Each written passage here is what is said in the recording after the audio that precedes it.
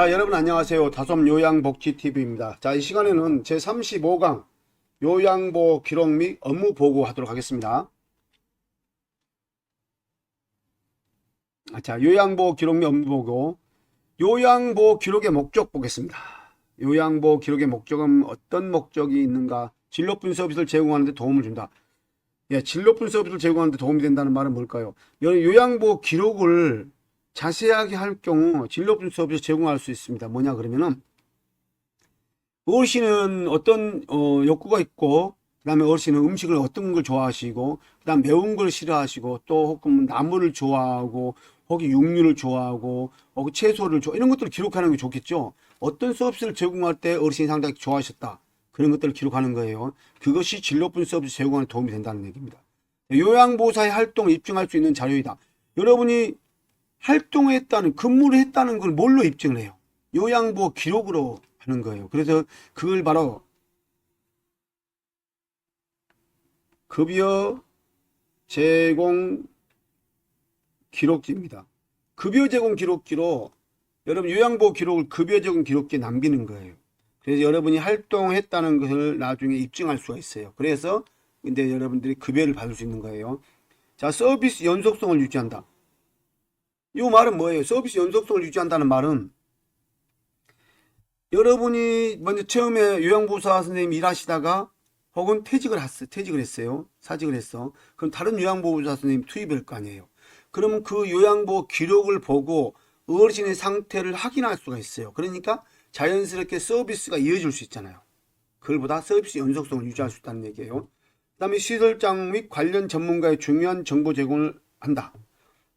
자, 어르신의 상태나 건강 상태나 이런 것들이 스스로 바뀌고, 어르신의 갑자기 질환이 바뀌었어요.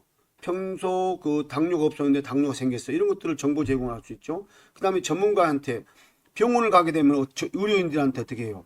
어르신들의 상태를 정확하게 보고를 해줘야 됩니다. 그렇죠? 그래서 이런 기록을 남김으로 인해서 이런 것들을 어르신들한테 나중에 시설장이나 관련 전문가들에게 정보를 제공할 수 있다는 얘기예요. 다음 가족과 정보 공유를 통해 의사소통을 원활하게 할 수 있다. 여러분, 가족과 어르신에 대한 상태를 정보를 공유를 해야 됩니다. 이건 기록에 남길 수 있는 거예요. 이런 것들. 그 다음에 요양보호 서비스 표준화. 자, 어떻게 하니까 서비스 질 좋아지더라, 이런 표준화를 기여할 수 있겠죠. 요양보호사 책임성을 제공합니다. 책임성. 왜? 어르신의 지금 현재 만약에 선생님들이 근무 시간을 정확하게 기록하고 문제가 없었다고 그러면은 괜찮아요. 근데 이 어르신이 근무가 끝나고 나서 사고 났었어요. 그러면 이 책임을 누가 져야 돼요? 우리 요양보호사한테 책임이 없습니다. 이런 것들에 대한 거예요. 만약에 근데 이런 것들 기록을 정확하게 안 해놓을 경우 나중에 그런 문제가 생길 경우 책임을 져야 할 상황이 올 수도 있어요. 그래서 이런 부분들을 정확하게 하기 위해서 요양보호 기록을 정확하게 해야 됩니다. 그럼 어떻게 정확해야 되냐? 육하 원칙에 의해서 객관적인 사실만, 아시겠죠? 간단 명료하게 기록해야 한다는 거예요. 자, 요양보호 기록 방법. 요양보호 기록의 종류는 여러 가지가 있습니다.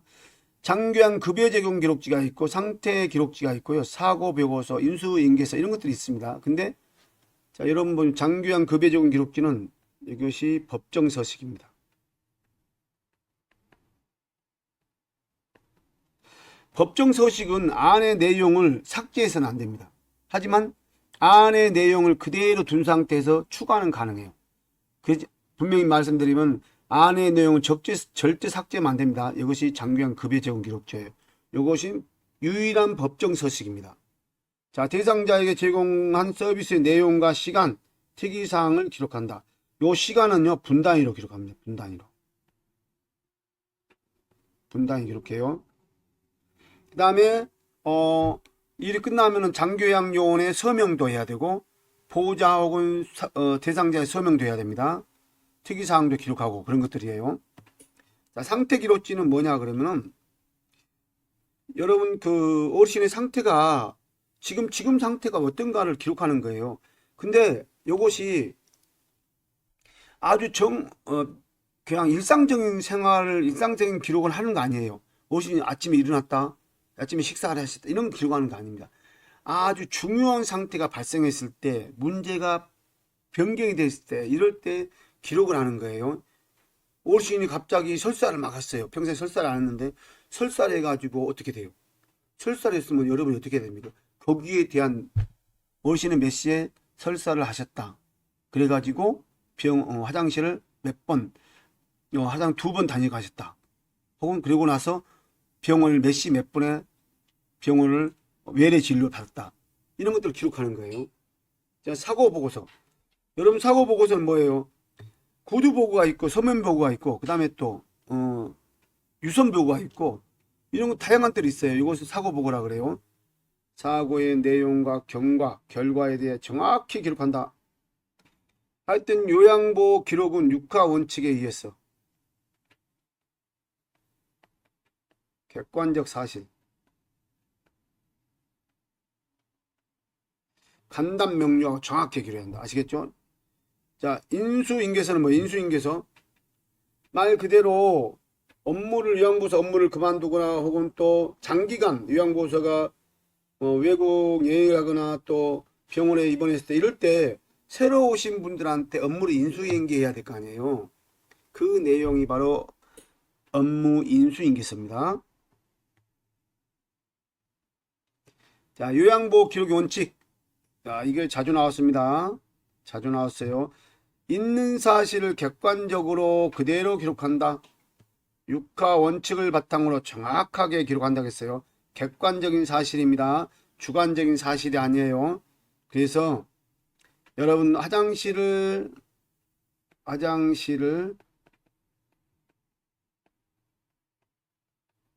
몇 번 다녀오셨다. 이 몇 번이라는 것은요, 객관적인 사실이 아닙니다. 객관적인 사실은 화장실을 5번 다녀가셨다. 혹은 2회, 3회, 이런 내용들이 객관적인 사실입니다. 그래서 몇 월 며칠, 오전 몇 시경 어떻게 해서 넘어지셨다. 이렇게 해야 되는데, 오전에 몇 시경에 넘어지셨다. 이러면 안 되잖아요. 이건 객관적인 사실이 아니에요. 주관적인 판단입니다. 여러분 요양보호 기록은 주관적인 내용을 절대 기록하면 안 됩니다. 주관적인 생각이나 판단을 기록하면 안 된다고 그랬어요. 서비스의 과정과 결과를 정확하게 기록한다. 기록을 미루지 않고, 여러분 기록을 미루게 되게 되면은 사고 기록을 미루게 되면 나중에 기록에 대한 오류가 발생할 수 있어요. 정확한 내용을 기록할 수가 없습니다. 왜? 그 내용을 우리 잠깐 잃어버릴 수 있고 까먹을 수 있는데 어떤 상황 전개가 안 되기 때문에. 그래서 절대 기록을 미루면 안 된다. 미루면 안 됩니다. 가능한 빠른 시간 내에 작성한다. 공식화된 용어. 여러분 비속어나 사투리 쓰면 안 된다는 뜻이에요. 사투리. 자, 간단 명료하게 기록한다. 자, 요양보호 기록 원칙. 애매한 표현은 피하고 구체적으로 기록한다. 보세요. 몇 잔이나 하면 안 돼요. 2잔이면 2잔, 3잔이면 3잔. 몇 개월 전이라면 안 돼요. 1개월 전, 2개월 전, 3개월 전. 자, 며칠 만에 안 맞아요. 5일 전, 5일 만에 만났네요. 10일 만에 만났네요. 이렇게. 또 피부 박리, 이거 욕창이나 목중 상처가 났을 때, 껍질이 벗겼을 때, 가로 몇 센치, 세로 몇 센치라는 뜻이에요. 이게 정확하게. 상처가 났다 이렇게 표현하면 안 됩니다. 다음 요양보호 기록 시 주의사항. 개인정보 보호. 반드시 잠금 장치가 되어 있는 것을 보관한다. 비밀 유지. 개인의 사생활 비밀 유지 전체 엄청 중요합니다. 그 다음에 정보 수집 시 대상자의 동의를 반드시 어디 한다. 정보 수집 시 대상자의 동의를 반드시 구해야 한다. 업무보고의 중요성. 요양보호 서비스의 질을 높일 수 있다. 사고나 문제가 발생했을 때 혼자 판단하면 안 된다. 절대 안 됩니다. 건강 상태에 변화가 생길 때는 가족과 관리 책임자에게 알려야 한다. 무슨 변화가 생기면 무조건 보고하는 겁니다. 타 전문직과 업무협조 의사소통을 할 수 있다. 사고 내용을 신속히 할 수 있는 피해를 최소화할 수 있다. 이것도 자주 나왔던 내용들입니다. 업무보고 방법, 업무보고 원칙. 아까도 또 나왔던 게 또 나오네요. 업무보고 원칙 절대 잊지 말아야 돼요. 숙지하셔야 됩니다. 객관적인 사실, 육가 원칙에 따라서 신속하게 보고 내용이 중복되면 안 됩니다. 간단 명료하게 기록한다. 그 다음에 또 하나, 주관적인 사실을 기록하면 한다. 주관적인 생각을 기록하면 한다.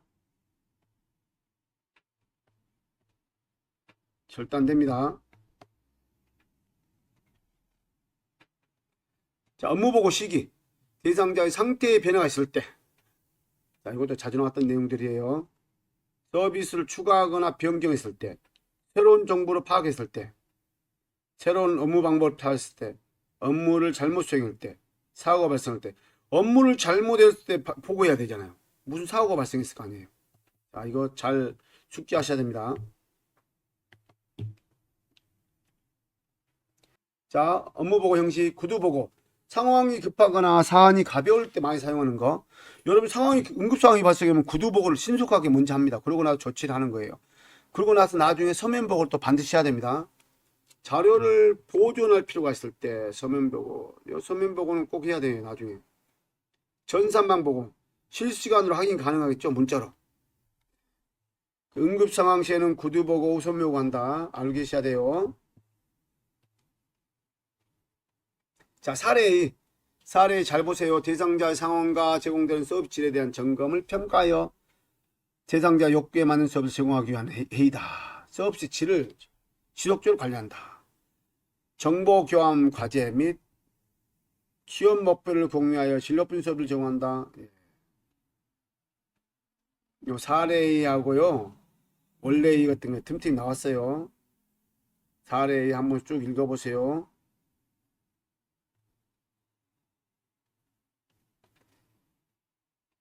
다음 원래 볼까요?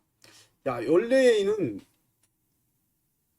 서로 정보와 경험을 공유하고, 이게 핵심입니다.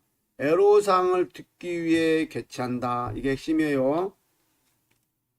자, 관리자가 업무와 관련된 정보와 업무 준수사항을 전달하기도 합니다. 그 다음에 대상자에 대한 요양보호와 관련된 정보를 제공하기도 하고, 또 불만사항을 얘기하기도 합니다. 그것이 애로사항이겠죠. 의견 제안 및 애로사항을 듣는다. 원래의 사례의 이것도 틈틈이 나왔던 내용들입니다. 자, 여러분 어떻습니까? 이제 35강이 끝났습니다. 여러분 그 업무보고 과정이나 업무보고 형태, 그 다음에 대화 기법 꼭 충분히 나옵니다. 문제가. 잘 숙지하시기 바랍니다. 자, 여러분 저희 강의 좋았다고 생각하시면 구독, 좋아요, 알람 설정 꼭 부탁드리겠습니다. 감사합니다.